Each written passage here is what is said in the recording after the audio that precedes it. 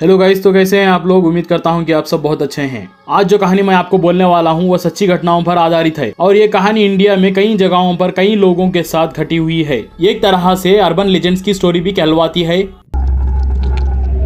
और तो चलिए शुरू करते हैं। मेरा नाम अर्पित है और ये घटना मेरे पिताजी के साथ घटी हुई है। तब वो 21 साल के थे और फैक्ट्री में काम करते थे। ये कहानी मेरे पिताजी हमें कई बार सुना चुके हैं, मगर आज भी मेरे पिताजी के चेहरे पर उनका डर, उस बीती हुई भयानक रात का साफ झलकता है उनकी आंखों में। मेरे पिताजी फैक्ट्री में काम करके ठीक 8 बजे के अंदर हमेशा घर वापस आया करते थे। अगर थोड़ा भी लेट हुआ करते थे तो मेरे दादाजी उन्हें छोटे बच्चे की तरह डांटा करते थे। इस बात से मेरे पिताजी हमेशा नाराज हुआ करते। मगर एक दिन ऐसा भी आया जब मेरे पिताजी को ये एहसास हुआ कि मेरे दादाजी का गुस्सा जायज था। एक रात मेरे पिताजी फैक्ट्री में काम करके वापस आ रहे थे और घर जल्दी आने की चक्कर में शॉर्टकट अपना लेते हैं, जो कि जंगल से होते हुए गांव के ओर आता है और कम समय में जल्दी पहुंच सकते थे। हालांकि मेरे दादाजी ने इस रास्ते से रात में आने के लिए मेरे पिताजी को सख्ती से मना किया हुआ था, मगर घर जल्दी पहुंचने के चक्कर में मेरे पिताजी इस रास्ते को अपना लेते हैं और जंगल से होते घर के लिए वो चल पड़ते हैं। एक जगह मेरे पिताजी को बीचों बीच जंगल में एक बच्चा पेड़ के नीचे बैठकर रोता हुआ मिलता है। उस बच्चे को देख मेरे पिताजी को दया आ गई और ये सोच करके उसके माँ बाप उस बच्चे को ढूंढ रहे होंगे, ये समझकर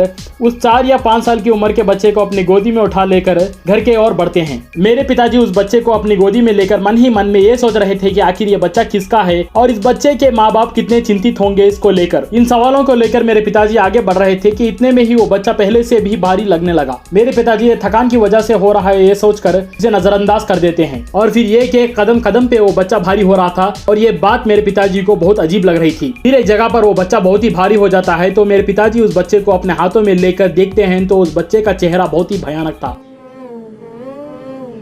और भयंकर भी। वो बच्चा देखते ही देखते भयानक आकृति में तब्दील हो जाता है। बस इतना देखना था, मेरे पिताजी उस बच्चे को अपने से दूर फेंक देते हैं और अपनी पूरी रफ्तार के साथ दौड़ लगाते हैं। अब वो बच्चा एक भयानक आकृति में बदल चुका था और उसका कद बहुत ही बड़ा, दांत और नाखून बहुत ही नुकीले और चेहरा बहुत ही भयानक था। अपने बड़े बड़े पंख लेकर वो भयंकर आकृति मेरे पिताजी के पीछे पीछे आ रहा था और वो आगे की ओर दौड़ लगा रहे थे। एक जगह भागते भागते मेरे पिताजी जंगल के बाहर आकर पैर फिसल के नीचे गिर जाते हैं। इतने में ही वो आकृति हमला करने वाली थी कि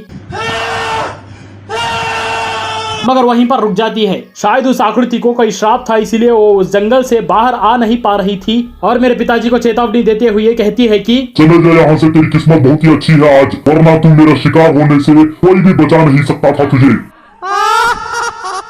बस इतना कहकर वो आकृति उस जंगल में वापस चली जाती है और आज भी मेरे पिताजी उस बात को भुला नहीं पाए। इसी तरह की कहानियां जानने के लिए हमारे चैनल को सब्सक्राइब करें, लाइक और कमेंट करना ना भूलें। मैं आपसे मिलूंगा अगली कहानी में, तब तक अपना ख्याल रखें। Thank you very much.